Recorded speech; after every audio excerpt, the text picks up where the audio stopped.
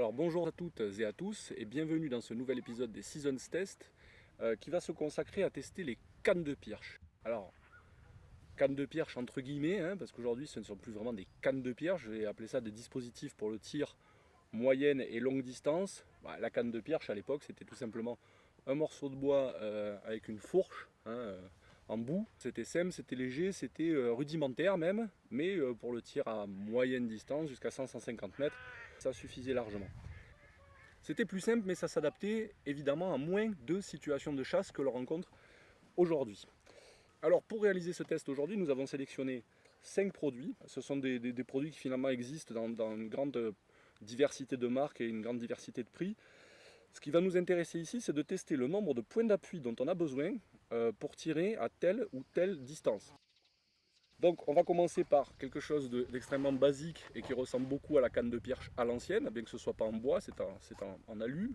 Le monopode classique qui vous donne un point d'appui. On va ensuite tester le produit qui vient juste au-dessus, c'est-à-dire voilà, le bipied.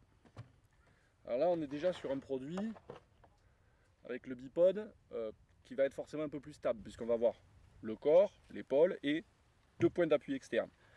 On va tester aussi un bipode qui est tout nouveau, qui est le bipode magnétique Blaser. Alors là je cite la marque parce qu'il se trouve que j'ai une carabine Blaser, donc il s'adapte sur ma carabine.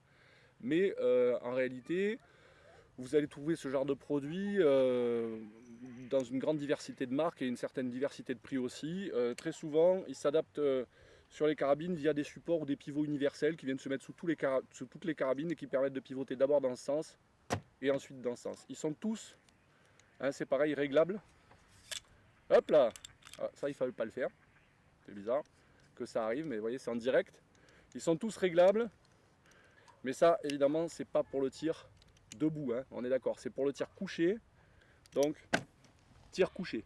Ça remplace en fait classiquement l'ancien tir de montagne en appui sur un rocher ou en appui sur le sac à dos, que tous les chasseurs de montagne connaissent bien. Je vous annonce que c'est fragile, parce que je viens déjà de casser la patte plastique qui était censée retenir les embouts plastiques. Donc, troisième produit, c'est un produit de chez Primos. Alors là, je cite la marque parce que ce produit-là, pour l'instant, il n'existe pas forcément chez d'autres fabricants ni chez d'autres distributeurs. Là, c'est Primos qui propose ça. C'est le trépied Gymshoké Trigger Stick Génération 2. Enfin, vous le trouverez sur Internet. Ça, c'est un produit que j'utilise moi déjà depuis 1 an et qui me donne beaucoup de satisfaction. Donc là, on est d'accord, on passe sur 3 points d'appui externes en plus de votre corps. Vous avez 3 pieds, 3 points d'appui, une longueur réglable par une gâchette et un angle de tir, une orientation de tir, un pivot de tir à 360 qui est fort appréciable. Quatrième produit, le Mountain Stick de Force Stable Stick. C'est une marque française qui communique beaucoup sur le fait que les produits sont faits en France. Ça vous allez voir, ça va vous offrir 4 points d'appui en fait. Vous allez avoir 2 points d'appui au sol et 2 points d'appui sous la carabine. Ce qui veut dire 4 points d'appui concrètement, plus votre corps, plus votre épaule qui déjà cale un peu. Donc ça se destine vraiment au tir longue distance, on va dire au-delà des 200 mètres, sinon vous n'avez pas besoin d'avoir 4 points d'appui. Alors le tir longue distance, moi c'est pas vraiment ma spécialité parce que je pars du principe que dans la chasse à l'approche, comme son nom l'indique, le principe consiste à approcher les animaux. On va déjà commencer au stand par tester ce produit à 250-300 mètres pour voir si ces 4 points d'appui nous apportent vraiment une stabilité accrue par rapport à un bipode ou un trépied.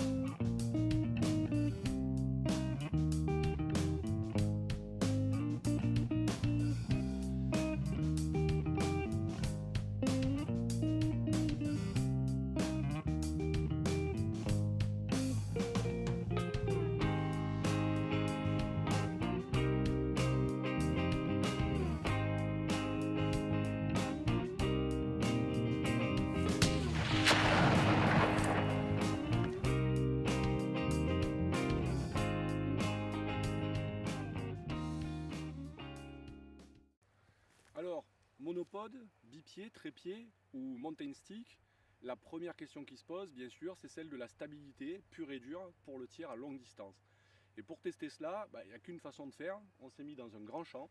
On a placé une cible à 265 mètres, télémétrée, je précise. Et on va tester un petit peu quel est l'apport de chacun de ces points d'appui quand on les rajoute au fur et à mesure. Je précise au passage que là déjà, comme nous sommes dans un contexte de plaine, nous n'allons pas tester le bipied amovible qui se fixe sous la carabine et qui ne permet de tirer que couché. En plaine, on va éviter un tir couché rasant, qui sera fichant, mais qui en termes de sécurité n'est pas terrible. Donc là déjà on a un produit qui commence à montrer ses premières limites. Un produit avec lequel on ne peut tirer que couché ne s'adapte pas à toutes les situations, ça c'est sûr. 260 mètres, et ça va être une gageure. C'est parti. Monopode.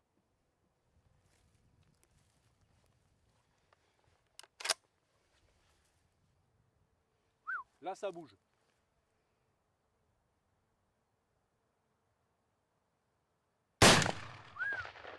Voilà.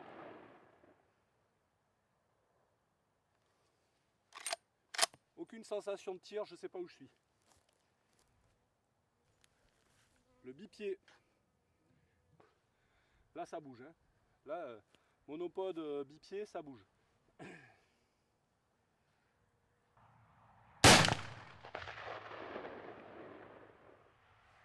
Voilà, là c'est compliqué, on tire quand on rencontre la cible, on ne choisit pas vraiment. Voilà. Là je viens de faire un tir un peu mauvais avec le bipied. Voyons ce que le trépied va nous apporter. Vraiment, le côté génial de ce produit, c'est cette gâchette qui règle à la fois la hauteur et qui permet de pivoter instantanément à 360 degrés dans tous les sens. Ça c'est absolument génial quand même.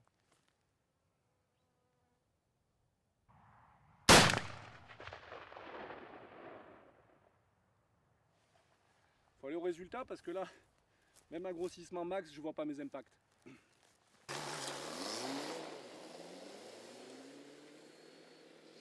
Alors, le Forstable Stick qui m'a passablement énervé au niveau du montage. Un plan de montage quand même, s'il vous plaît, comme pour les meubles Ikea.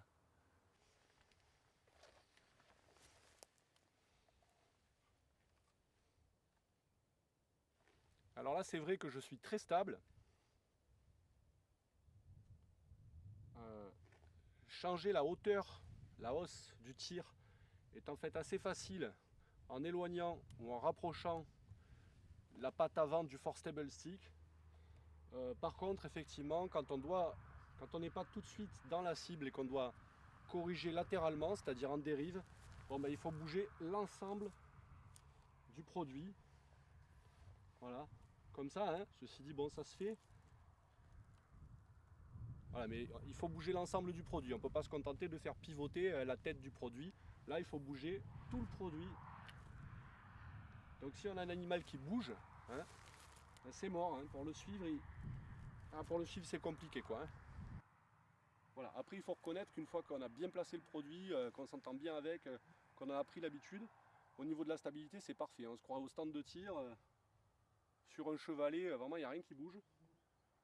Allez, c'est parti.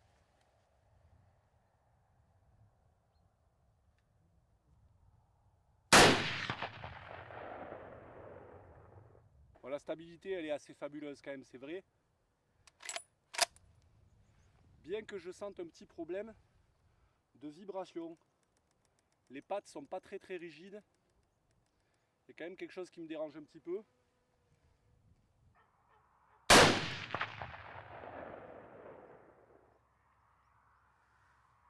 Je crois que c'est bien. Donc voilà, nous sommes allés chercher notre dernière cible. Je précise que pour arriver à ce résultat-là, il nous a fallu passer plusieurs cibles et 2 boîtes de balles, notamment parce qu'il faut prendre en main chaque dispositif d'appui, passer du monopode au bipied, au trépied, à chaque fois on perd un peu ses repères. Donc il faut un peu de prise en main pour chaque produit. Et puis il a fallu revoir aussi le réglage de la carabine qui n'était pas forcément destiné au tir longue distance. Moi, ce n'est pas des tirs que je pratique régulièrement à la chasse. En tout cas, ce que nous pouvons dire au terme de cet essai en open field, c'est qu'à chaque fois qu'on augmente le nombre de points d'appui, on améliore point d'appui par point d'appui, graduellement mais sensiblement, la précision. À chaque point d'appui, on s'améliore un peu, on améliore surtout les groupements. Et là, on peut le voir hein, très facilement. Regardez avec le monopode, on a 2 balles. Elles sont propres, hein, c'est toujours mieux qu'à bras franc. Seulement, j'en ai tiré que 2 parce que j'ai senti que ça me demandait une concentration épuisante et que si je persistais, je risquais plutôt de détériorer mon tir que de l'améliorer. C'était fatigant. Dès qu'on est passé au bipied, on s'aperçoit que effectivement, les impacts de balles, hop, retrouvent une sorte de groupement plus qualitatif. Même si on est un peu en bas de la cible. Alors pourquoi on est en bas de la cible? Sans doute à cause de ma position avec le bipied, hein. Je ne pense pas que ce soit sa faute. Mais déjà on se retrouve avec un groupement qui est vraiment très correct, on peut parler de précision. Alors après évidemment, hein, il faut arriver au trépied Primos avec 3 impacts, 2 dans le 10, une à la limite du 9 et du 10. Là on a 3 balles pour lesquelles on peut vraiment parler de précision. Hein. Et enfin on passe au Force Stable Stick. Alors là le Force Stable Stick, là vraiment on peut parler de précision. C'est presque parfait, hein. Il a même fallu que j'aille aux cibles parce que je ne m'étais pas rendu compte, je ne comprenais pas ce qui se passait. En fait j'ai mis 3 balles trou dans trou, ici là dans le 9, à la limite du 9 et du 10. J'ai mis un clic de réglage, j'ai vu que j'étais vraiment un petit peu à gauche, et pam pam, 2-10 derrière. Donc là voilà, on ne quitte plus la zone du 9 et du 10, on ne peut pas demander mieux. Alors voilà, le test sur cible pour aujourd'hui c'est terminé. On a nos premières sensations, nos premières impressions. Il reste maintenant à les vérifier dans l'action, sur le terrain. On va tester aussi ce qui est l'ergonomie du produit, le poids, l'encombrement, la vitesse d'utilisation, la rapidité de mise en œuvre quand on est vraiment face au gibier. Voilà ce qu'il nous reste à tester maintenant. Au terme de ce test, nous nous retrouverons ici pour vous donner nos conclusions, comme d'habitude. Mais là, maintenant, il est temps d'aller chasser, alors allons-y.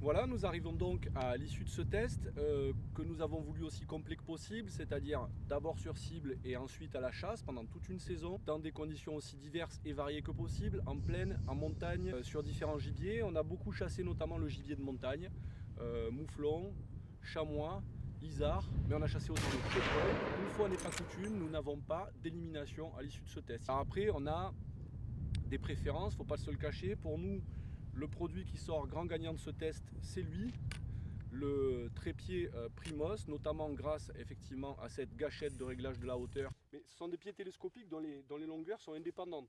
Donc il peut s'adapter en fait à tous les terrains, à tous les reliefs. Si vous êtes dans la pente, eh bien, il va épouser la pente naturellement en un seul geste, en une fraction de seconde. Le monopode et le bipied ont bien montré leurs limites au-delà des 150 mètres, mais on ne va pas les accabler pour ça. Ce ne sont pas des produits qui sont faits pour ça. Mais en action de chasse, ils gardent leur vocation première, qui est effectivement d'être les produits les plus simples et les plus rapides à mettre en œuvre. Ensuite, il y a des produits qu'on a moins envie de vous recommander que les autres, et notamment le bipied amovible, alors en l'occurrence le bipied magnétique Blazer. Bon, c'est un produit qui vaut plusieurs centaines d'euros et qui, dès la première utilisation, quand on a voulu le déplier, plaf, nous est resté dans les doigts.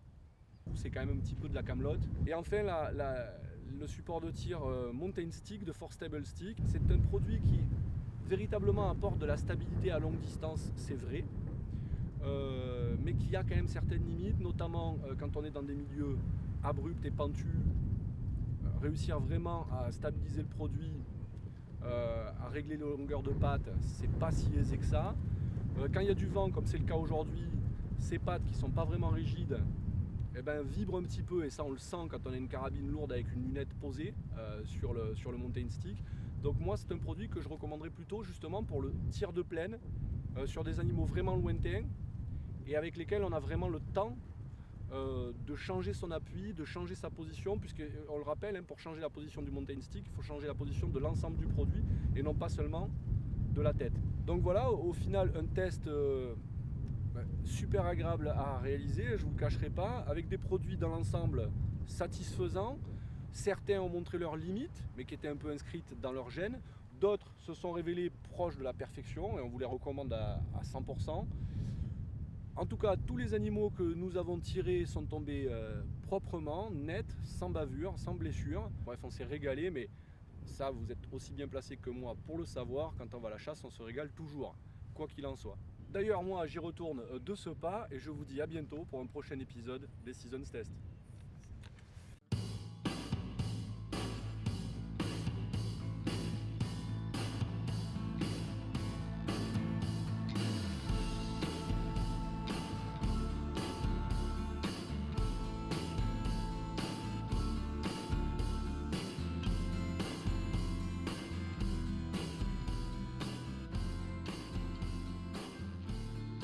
Ah non, ça c'est pour le bêtisier. C'est con, c'est putain de raquette.